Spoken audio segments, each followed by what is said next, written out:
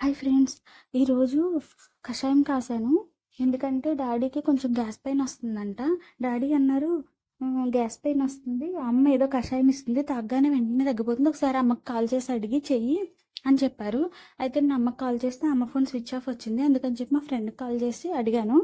అమ్మ ఏదో కషాయం కాస్తుంది, ధనియాలు వేస్తుంది, అది ఒకటే నాకు గుర్తుంది, మిగిలిన గుర్తులేవని చెప్తే మా ఫ్రెండ్ అంది, అయితే ఒక పని చెయ్యి, ధనియాలు, జీలకర్ర, చెక్క, లవంగం, యాలకులు, జాజికాయ, మరాఠీ మొగ్గ, అనాస పువ్వు, పసుపు, సాల్ట్, కారం అన్నీ వేసేసి మంచిగా కషాయం కాచేసి వడపోసి ఇచ్చేసి ఒక గ్లాసులో వేసి తాగేసిన తర్వాత పొట్టలోకి వెళ్ళిన తర్వాత ఏదో ఒకటి పనిచేస్తుంది, గ్యాస్ పెయిన్ తగ్గిపోతుందని చెప్పింది మా ఫ్రెండ్. నాకంటే చాలా తెలివైంది.